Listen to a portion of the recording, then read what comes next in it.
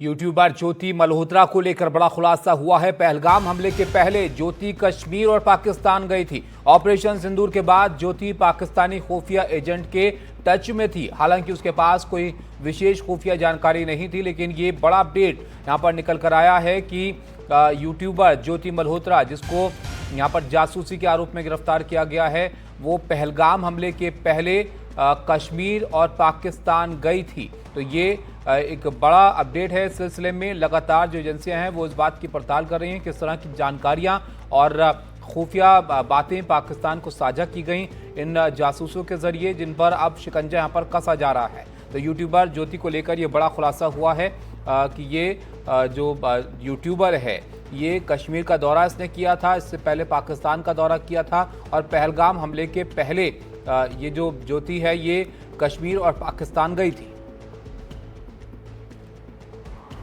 She was in touch with other YouTube influencers जो है जिसको कहते हैं आज के डेट में, जो हमारे देश के और भी जो इन्फ्लुएंसर्स उसमें भी टच में थे। They were also in touch with the PIOs और उनके सोशल गैदरिंग वगैरह में भी जाना होता था।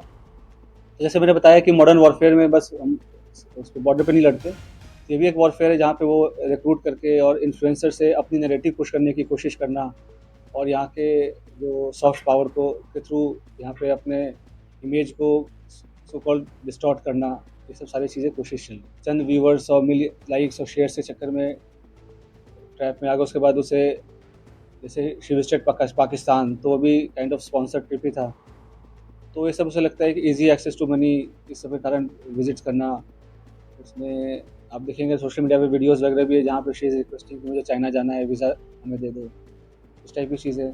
तो ये सब बताया कि लोगों को पता नहीं होता कि कब वो किस गलत राह पे चल पड़ते हैं, क्या उसका असल एम क्या है, उसका रिपरकशन क्या है। मुकेश, कोई सीक्वेंस यहाँ पर नजर आ रहा है इन तमाम बातों में कि ये पहले कश्मीर और पाकिस्तान जाती है, उसके बाद जब ये यहाँ पर ऑपरेशन सिंदूर होता है उसके बाद भी जो पाकिस्तानी यहाँ पर खुफिया एजेंट हैं उनके टच में रहने की बात इसके सामने आ रही है। देखिए, जो हिसार के SSP उन्होंने अभी कुछ देर पहले प्रेस कॉन्फ्रेंस की है जिसमें साफ किया है कि जो ज्योति रानी मल्होत्रा है वो पहलगाम अटैक के पहले कश्मीर गई थी और उसके पहले वो एक बार पाकिस्तान भी गई थी।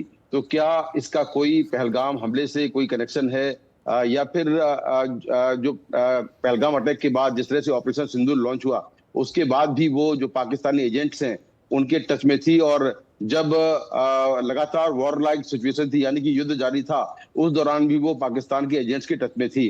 तो उस समय ये क्या कुछ जानकारियां दे रही थी, इसको लेकर भी पूछताछ चल रही है। हालांकि पुलिस का कहना यह है कि अभी तक की जानकारी के हिसाब से जो उससे पूछताछ हुई है उसके पास कोई खास जानकारियां नहीं थी, सिवाय जो हिसार और जो हरियाणा में सैन्य ठिकाने हैं उनके बारे में कुछ जानकारियां थी। तो उसने किस तरह की जानकारियां शेयर की हैं इसको लेकर भी जांच चल रही है। वहीं दूसरी ओर ये भी बात निकलकर सामने आई है कि पाकिस्तान इस तरह के जो बड़े यूट्यूबर हैं देश के और जो सोशल मीडिया इन्फ्लुएंसर हैं उनके जरिए अपने देश की छवि को ठीक करने और एक नैरेटिव शेयर करने की कोशिश कर रहा है और इसीलिए वो ऐसे बड़े जो इन्फ्लुएंसर हैं, सोशल मीडिया इन्फ्लुएंसर हैं, उनको अपने झांसे में लेता है, चाहे वो पैसे का लालच हो या फिर हनी ट्रैप का जरिया हो। उस तरह से वो लगातार ऐसे बड़े इन्फ्लुएंसर्स को या सोशल मीडिया जो स्टार हैं उनको अपने झांसे में लेता है। तो ज्योति रानी मल्होत्रा भी उन्हीं में से एक है और ये भी कहा है पुलिस ने कि ज्योति रानी मल्होत्रा ने 8 देशों की यात्रा की है जिसमें चाइना भी शामिल है। पाकिस्तान वो तीन बार गई है और कई देशों की यात्राओं का खर्चा पाकिस्तान के जो खुफिया एजेंट्स हैं उन्होंने ही उठाया है।